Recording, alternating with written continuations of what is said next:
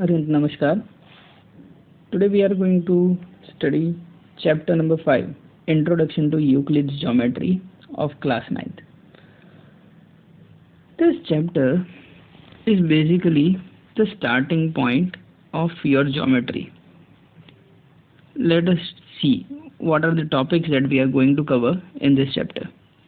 So this is the basic topics that we are going to study. The initial points are regarding our explanation and the last will be the solution of NCERT. तो पहला background कुछ देख लेते हैं geometry का. Geometry normally आप देखोगे तो practical geometry has been there since a very long time. मतलब even Indus valley civilisation, one of the oldest civilisation on the planet earth, वहाँ पे भी आप ज्योमेट्री का कहीं ना कहीं पे संबंध देखोगे. जैसे कि इफ़ यू सी, वहाँ पे जो ब्रिक्स बनती थी उनकी लेंथ, ब्रेड्थ और हाइट का रेशियो 4:2:1 हुआ करता था. So what you can see is that they knew geometry. उनको पता था इसके बारे में कि ऐसी कुछ ज्योमेट्री होती है, लेकिन the thing is we did not have a formal understanding. तो चलो पहले देख लेते हैं कि कुछ प्रैक्टिकल ज्योमेट्री वाले प्रॉब्लम्स जो पुराने ज़माने में एंशिएंट टाइम्स में हुआ करते थे. सो पहले एंशिएंट इंडिया की बात कर लेते थे. एंशिएंट इंडिया में एक तो मैंने आपको इंडस वैली सिविलाइजेशन बताया. वैसे ही आप देखोगे तो इवन वेदों में स्पेसिफिकली यहाँ पे वैदिक रिचुअल्स जब मनाए जाते थे, जब हवन वगैरह किया जाता था, तो उसके लिए जो अल्टार बनाना पड़ता था जिसमें आप कह सकते हो कि अग्नि वगैरह रखनी पड़ती थी, तो उसके लिए एक स्पेसिफिक आप कह सकते हो शेप डिसाइड किया जाता था. और वो शेप किस प्रकार का होना चाहिए, उसकी क्या साइज़ होनी चाहिए, everything was decided. As for example, जैसे हाउस होल्ड रिचुअल कर रहे हो तो स्क्वायर या सर्कुलर अल्टार ही चलेगा और कोई अल्टार नहीं चलेगा. वैसे otherwise if you are doing some public worship कर रहे हो तो there has to be an altar which is a combination of rectangle, triangle and trapezium. So a kind of a bit complex structure होगा geometrically देखा जाए तो. तो इस प्रकार से आप देख सकते हो कि कहीं ना कहीं पे हम ज्योमेट्री का इस्तेमाल कर रहे हैं. इंडस वैली सिविलाइजेशन के बारे में हमने बात कर चुका हूँ कि इंडस वैली सिविलाइजेशन में 4:2:1 का रेशियो हुआ करता था लेंथ, ब्रेड्थ और हाइट का फॉर द ब्रिक्स. सिर्फ इतना ही नहीं है, not only in India, even outside India आप देखोगे तो there was practical use of geometry. जैसे कि ग्रीक्स में हुआ करता था या बेबीलोनिया या ग्रीस, इजिप्ट में. तो इजिप्ट में आप देखोगे they definitely one of the greatest geometrical Marvel of the world is pyramid जो उन्होंने कंस्ट्रक्ट किया था. उसके अलावा तो वो डे टू डे लाइफ में भी काफ़ी जगह पे ज्योमेट्रिक रेशियो का या फिर ज्योमेट्री का इस्तेमाल करते थे. So Egyptians developed the number of geometric techniques and rules for calculating the simple areas by doing simple construction. तो ये हुआ क्या करता था कि जैसे कि नाइल नदी है, वो हर साल जैसे ही बारिश आती है during the basically rainy season अपना कोर्स चेंज कर लेती है. और काफ़ी बार क्या होता था कि पहले से ही डिमार्केटेड लैंड जो होता था उनका कि ये जगह इसकी है, XYZ की है, ये जगह ABC की है, ऐसे डिमार्केट करके रखी हुई थी. वो लाइन मिट जाती थी बिकॉज नदी का पानी वहाँ पे बह जाता था. एंड व्हेन द पानी वापस से रिसीड होता था इनटू द ओरिजिनल पोजीशन, तब वहाँ से लाइन मिट चुकी होती थी. तो हाउ टू डिटरमाइन दैट? तो व्हाट दे डिड वाज कि एरिया कैलकुलेट करके रखते थे कि थोड़ी सी लाइन इधर उधर हो जाएगी but area will remain same.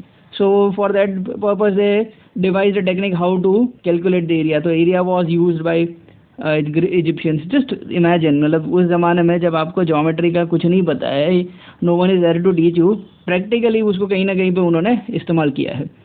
Then Babylonians and Egyptians used the geometry mostly for the practical purpose and did very little to develop them in a very systematic science. But there was a particular sect, एक particular जगह थी Greece. तो Greek was very much interested in establishing the truth of the statements by they discovered by deducting reasoning. मतलब कि आपको जो चीज़ मिली है उसमें से डिड्यूस कर रीजनिंग कर कुछ और ज़्यादा डेवलप करना. तो बेसिकली फॉर्मल वे में अंडरस्टैंड करना, फॉर्मल वे में डेवलप करना किसी एक सब्जेक्ट को. स्पेसिफिकली ग्रीक के एक मैथमेटिशियन से थेल्स, वो बड़े ही फेमस है, जिन्होंने सबसे पहला प्रूफ सही तरह जिस तरीके से हम ज्योमेट्री में प्रूफ लिखते हैं उस तरीके से उन्होंने सबसे पहला प्रूफ लिखा था। ठीक है, तो remember this name usually comes in the examination. Dash was the first is credited for giving the first known proof, तो थेल्स है। थेल्स के एक बहुत ही फेमस चेला था, उनका चेले का बहुत ही फेमस चेला है जिनका नाम है पाइथागोरस। पाइथागोरस का नाम तो नाम सुना ही होगा, it's just as Shahrukh Khan का नाम जैसे राज होता है, बोले राज नाम तो सुना ही होगा, it's similar kind of. Pythagoras का नाम तो सुना ही होगा। तो ये पाइथागोरस क्या थे? थेल्स के चेले थे। He was a disciple, right? Pythagoras was the disciple of Thales. तो अब क्वेश्चन पूछते हैं dash was the disciple of Thales, तो पाइथागोरस आएगा, या तो फिर ऐसा पूछा जाता है कि Pythagoras was the disciple of dash, तो थेल्स आंसर आएगा। तो इस प्रकार से क्वेश्चन पूछे जाते हैं।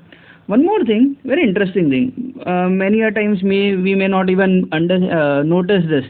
लेकिन देखा होगा आपने, जब आपके घर में कोई पूजा वगैरह होती हो, स्पेसिफिकली हिंदू लोगों के घर, हिंदू घरों की बात कर रहा हूँ, तो उन्होंने ये अभी नेक्स्ट जो पिक्चर आ रहा है वो पिक्चर डेफिनेटली देखा होगा, लेकिन कभी ज्योमेट्रिकल एंगल से नहीं देखा होगा। Late us see what is that.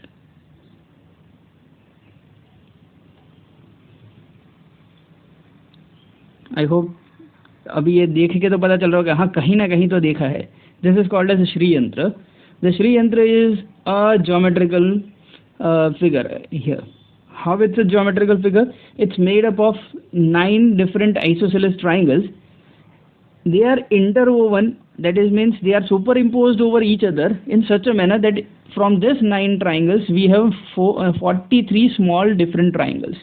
तो just think of it कि ऐसा नहीं है कि हर एक चीज़ जो रिलीजन से जुड़ी हुई है is a mythology. It's not mythology. There is some practical, there is some sense to it. तो यहाँ पे कुछ सेंस बिठा रहा है, geometrical sense. So it's not like everything is in the related religion has to be thrown off. Let us move on to the next part. Euclid's elements. What is Euclid's elements?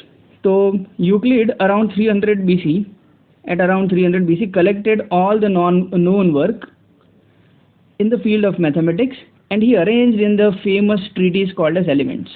तो Elements is a kind of treatise. Treatise का मतलब होता है एक कह सकते हो book कह सकते हो सिंपल भाषा में। तो इट्स अ बुक जिसमें उन्होंने क्या किया है, दुनिया भर की मैथमेटिक्स में जितना भी कुछ उस 300 BC के दरमियान जितना भी मौजूद था, उन सारी चीज़ों को एक जगह पे कलेक्ट कर लिया, and he called that book as elements.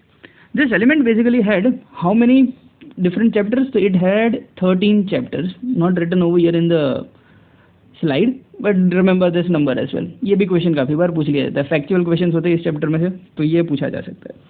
Euclid assumed certain properties which were not to be proved. These assumptions were usually actually called as obvious universal truths, and he divided them into 2 types. अब Euclid के बारे में इसकी book के अंदर, इनकी ये जो बुक है, इन बुक के अंदर से रिलेटेड एक चीज़ है जो आपको पता होनी चाहिए, वो है axioms and postulates. What are axioms and postulates? तो these are nothing but obvious universal truths. Axioms and postulates both are universal truth. जैसे यूनिवर्सल ट्रूथ बोल ले कि if you add 2 numbers, 2 positive numbers, if you add 2 positive numbers, the number that you will get will be larger than both the numbers. तो इस तरीके से कुछ assumptions, कुछ ऐसे एक चीज़ें होती है जो हमेशा ट्रू होती है, उसमें कभी भी आप डिनाई नहीं कर सकते उसके बारे में. You can not falsify it. Correct. Now Euclid made a distinction between axioms and postulate. In today's world we don't usually made a distinction between axioms and postulates, लेकिन यूक्लिड ने बोला था.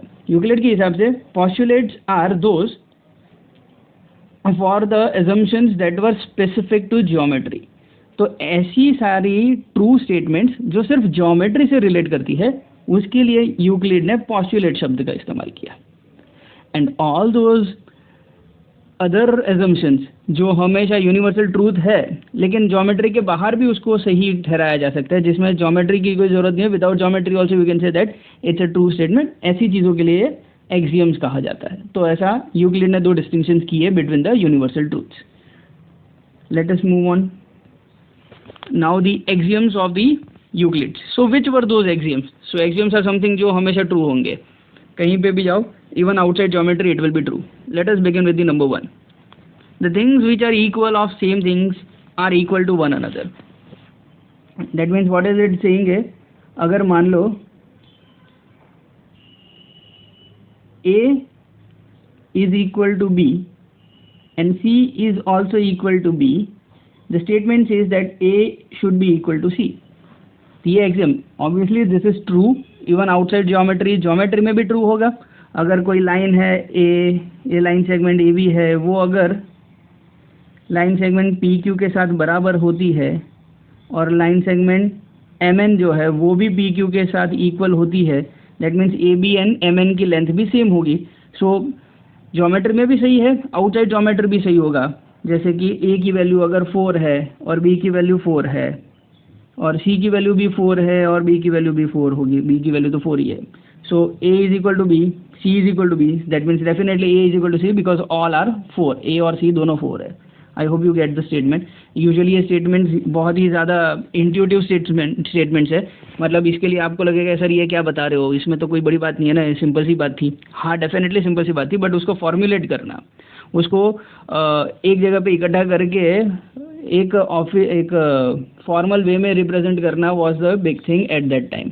सो that is why we are just seeing के उन्होंने क्या क्या formulate किया था, किस चीज़ को उन्होंने एक्सियम्स की तरह ट्रीट किया और किसको उन्होंने एक्सियम्स को यूज़ कर कर कैसे आगे उन्होंने ज्योमेट्री को डेवलप किया.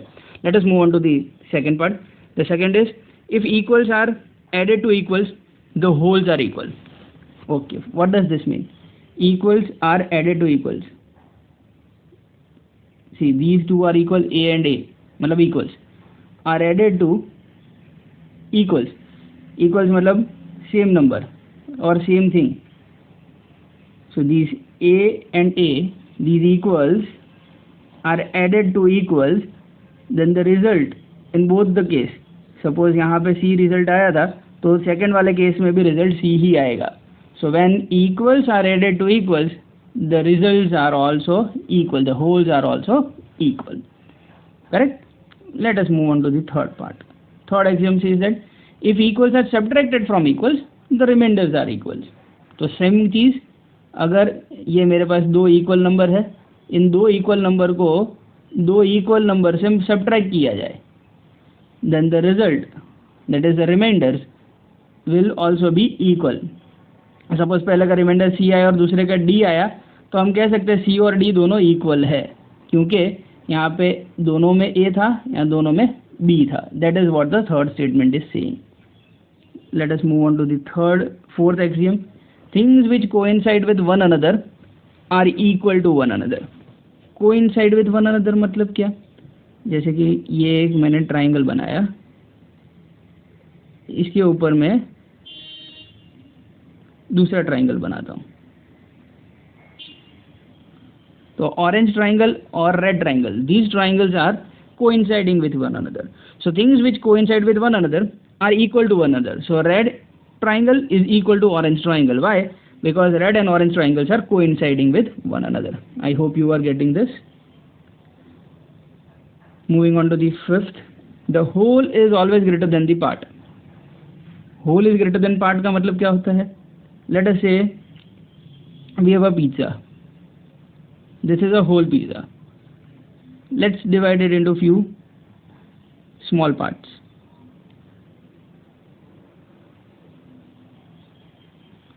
So this is one part, yellow.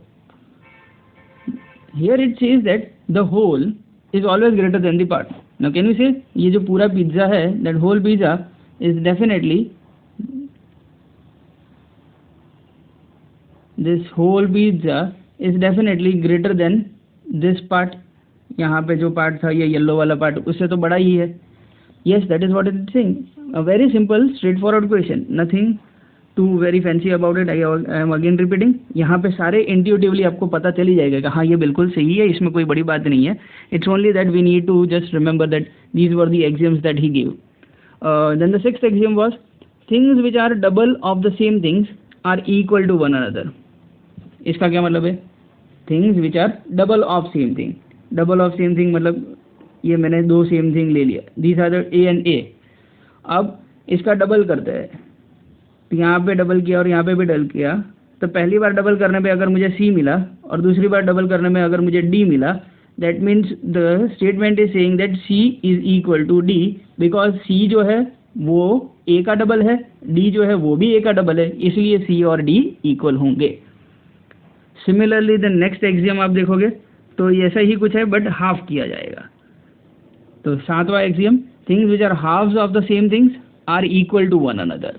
तो I hope you get the idea over here.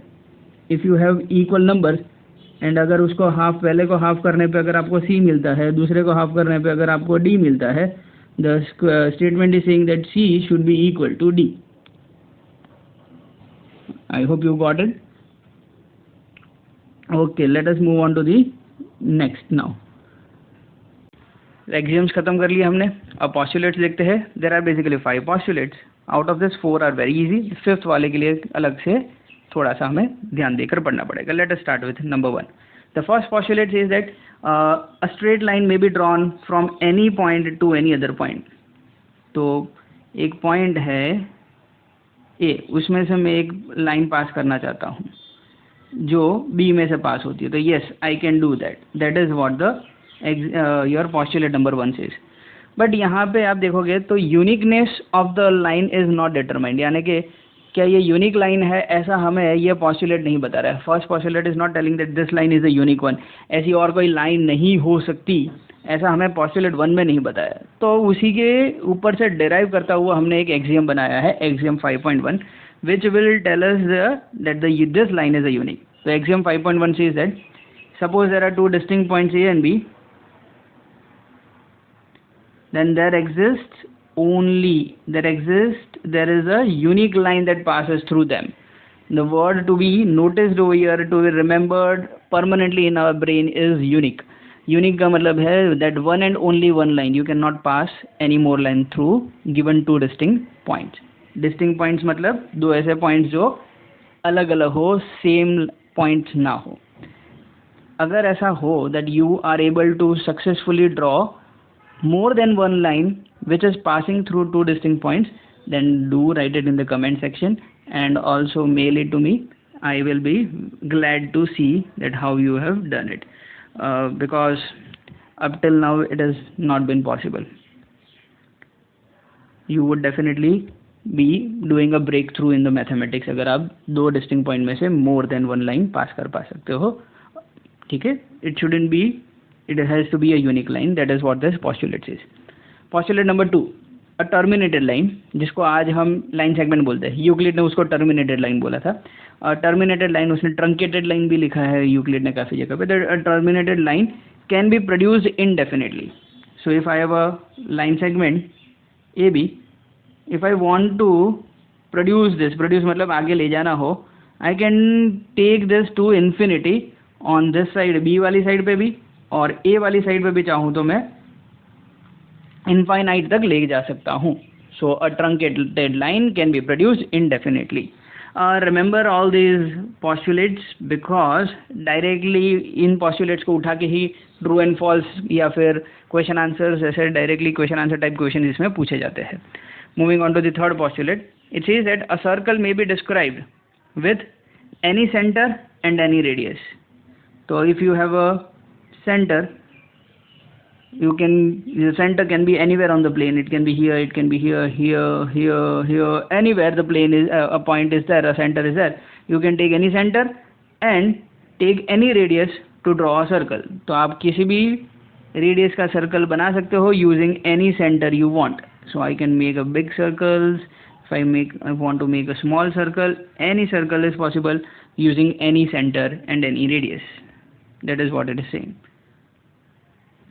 Yeah, I can understand what is going in your mind. You may be thinking, sir, इसमें कौन सी बड़ी बात है? Yeah, definitely. I already told you about this. That these are very intuitive.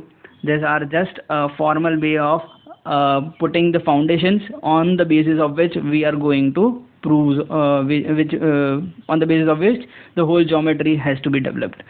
इन्हीं postulates को और axioms को लेकर ही फाउंडेशन में लेकर ही पूरा का पूरा यूक्लिडियन ज्योमेट्री बना हुआ है। What is Euclidean geometry? तो it's basically nothing but a geometry जो हम और आप नाइन्थ और 10th स्टैंडर्ड में बेसिकली पढ़ते हैं, ट्राइंगल्स है, लाइन्स एंड एंगल्स है, जो क्वाड्रिलेटरल है, all that is going, you are going to study. वो सारी चीज़ें इन्हीं पॉस्टुलेट्स के फाउंडेशन पे खड़ी है। अगर इनमें से कोई भी पॉस्टुलेट या एक्सियम्स अगर गलत हो जाता है तो आपका पूरी की पूरी इमारत, ज्योमेट्री की इमारत गिर जाएगी। And that is why they are postulates, they has to be, they are universally true. The fourth one, all right angles are equal to one another. That's it. I mean there is no doubt about it, but definitely क्योंकि हर एक right angle का measurement कितना होता है, 90 degree होता है। So if it is a right angle and वो angle A है और चाहे वो एंगल बी हो, अगर दोनों राइट एंगल है मतलब कि फिर उनका मेजरमेंट 90 डिग्री होगा, and that is why they are always equal to one another.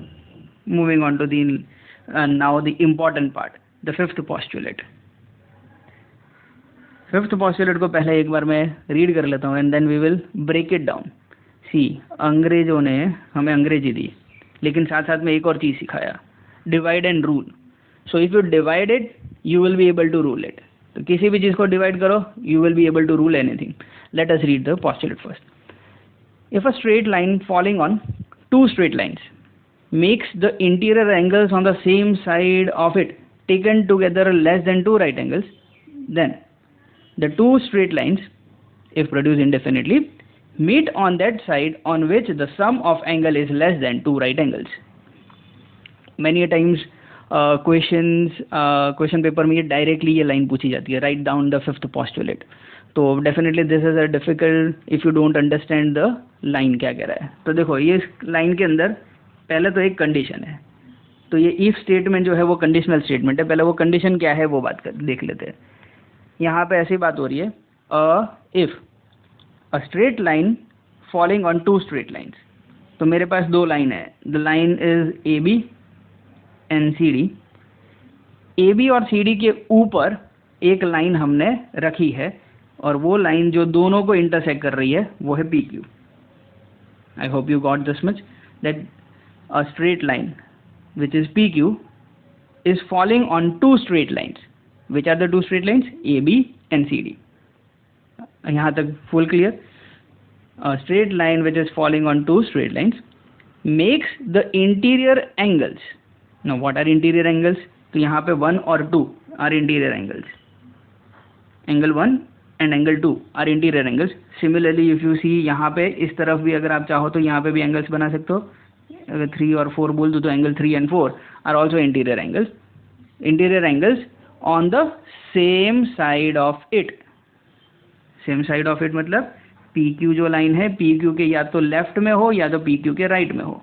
तो basically there are 4 interior angles, 1 2 3 and 4। तो हम 1 2 3 4 में से सिर्फ वही एंगल्स के बारे में बात करेंगे जो पी क्यू के या तो लेफ्ट में हो या तो राइट में हो। ठीक है, सो a straight line which is falling on two straight lines makes the interior angles on the same side of it taken together less than two right angles. अगर हम ये इंटीरियर एंगल्स को एक साथ ले यानी कि उनका सम करें, और अगर उनका sum less than two right angle आता है, एक राइट एंगल मतलब 90 डिग्री, दो राइट एंगल मतलब 180 डिग्री। तो अगर उसका सम लेस देन 180 डिग्री आता है, किसका सम? इंटीरियर एंगल्स का। कौन से इंटीरियर एंगल्स का? जो पी क्यू के सेम साइड पर हो। तो पी क्यू के सेम साइड वाले इंटीरियर एंगल्स का एडिशन अगर लेस देन 180 होता हो, that is what the if statement खत्म हुआ आपका। यहाँ पे ये कंडीशन थी कि अगर interior angles on the same side of line P Q का एडिशन 180 से कम आता हो, तो then what happens, the two straight lines, कौन सी दो? A B and C D, the two straight lines, इसको थोड़ी देर रहने देते, will meet on that side on which the sum angles is less than two right angles. तो ये ए बी और सी डी एक दूसरे को मीट करेंगे। कौन सी वाली साइड पे मीट करेंगे? वो साइड पे मीट करेंगे जिस साइड के इंटीरियर एंगल्स का एडिशन लेस देन 180 आया था वो। तो यहाँ पे 1 और 2 का एडिशन आप करोगे तो लेस देन 180 आएगा। यहाँ पे 3 और 4 का एडिशन करोगे तो मोर देन 180 आएगा। तो ए बी और सी डी कहाँ पे मीट करेंगे? वो वाली साइड पे मीट करेंगे जिस साइड पे लेस देन 180 यानी 1 और 2 वाली साइड पे। ठीक है, ये हो गया आपका एक्सियम पोस्टुलेट 5। मैंने जो चीज़ यहाँ पे नहीं पढ़ी थी, if produced इंडेफिनिटली, what it means is कि ए बी और सी डी को और ज़्यादा आगे बढ़ाया जाए तो वो ये वाली साइड पे मीट होते हुए दिखेंगे। यहाँ पे आप आगे बढ़ाओगे तो वो कभी नहीं मीट हो रहे होंगे। तो let us just read it once, the whole postulate. If a straight line falling on two straight lines, ये एक पार्ट हुआ, makes the interior angles on the same side of it taken together less than two right angles, then the two straight lines, if produced indefinitely, meet on that side on which the sum of angles is less than two right angles. Let us move on to the further. And if you have still doubt तो just इसको rewind करके फिर से सुनिएगा, you will be able to clarify your doubts, वो हो जाएगा clear. Point to be noted over here one thing, that what is a theorem. तो theorem is a mathematical statement whose truth can be logically established by using the axioms and the postulates that we have in the foundations. तो theorem क्या होता है उसके बारे में एक चीज़ यहाँ पे एक स्टेटमेंट दे दिया। Now what is the present day geometry? What does the present day geometry tells us? Present day geometry मतलब यूक्लिड ज्योमेट्री जो थी, यूक्लिड ने जो बताया वही ज्योमेट्री को हमने थोड़ा सा नोमेनक्लेचर थोड़ा सा बदल दिया, बाकी कुछ नहीं है, बाकी सब सेम है। तो देखते हैं पॉइंट वाइज क्या क्या है। A mathematical system consist of axioms, definitions and undefined terms. Point, line and plane are taken as undefined terms. ये तीन टर्म्स ऐसे है ज्योमेट्री में जिसको हम डिफाइन नहीं कर सकते। What we can do is we can just get an idea of it. Point क्या होता है, तो पॉइंट जो है उसका डेफिनेशन कुछ नहीं है, पॉइंट कैसा होता है वो हमें पता है लेकिन उसके लिए कोई डिफाइन नहीं है। जैसे कि पॉइंट कैसा होता है, तो ये डॉट जैसा होता है, अगर एकदम शार्पन पेंसिल से आप एक डॉट लगाओ, that is what the dot is a best way of representing a point, it is not the definition of the point. By the way, आपने those of you from the CBSE, आपने democracy का chapter civics में जब पढ़ रहे होंगे तभी उसमें ऐसे ही कुछ बताया था। Let us not define first democracy, let us understand what the democracy is. तो कुछ जो अप्रोच आपका सिविक्स में लिया गया था कुछ वैसा ही यहाँ पे है कि पॉइंट, लाइंस और प्लेन तीनों चीज़ों को हम डिफाइन नहीं कर पाएंगे, we can just understand, we can just represent it. जैसे कि लाइन के बारे में बोला तो this is a line, but if someone says define it, you cannot define it. They are undefined terms. And similarly, what is a plane? The best way of representing a plane is the screen of your laptop or the mobile screen, whichever you are using right now to watch this video, is a plane, or the wall that is in front of you, that is a plane, or the floor below is a plane. So these are plane, or matlab basically these are the examples of best way of representing a plane. But you cannot define a plane. कोई definition नहीं मिलेगी आपको. Then a system of axioms is said to be consistent if there are no contradictions in the axioms and theorems that can be derived from it.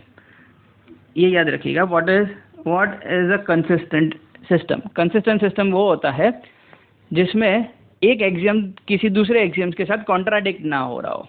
जैसे कि एक axiom बोल रहा है कि ये जो कलर यहाँ पे दिख रहा है that is a red colour, लेकिन दूसरा एक्सियम कुछ देर के बाद दूसरा एक और एक्सियम आता है और वो बोलता है कि नहीं, this colour has to be called yellow.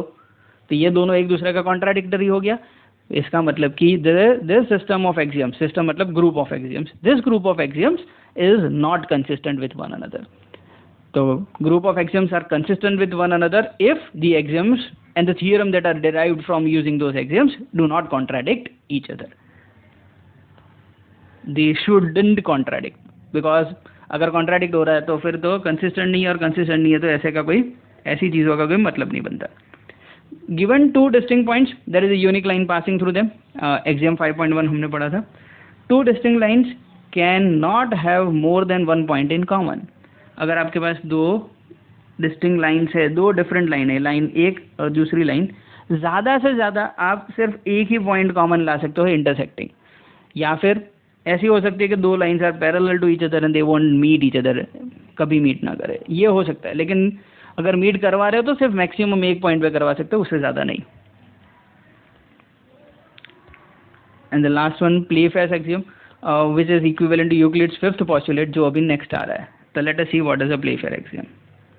Playfair axiom says that, Euclid का जो फिफ्थ पॉस्टुलेट जो बहुत डिफिकल्ट हुआ था, कुछ उसी का है, उसका एक बेटर वर्जन देखते हैं क्या है. For every line L and for every point P not lying on L.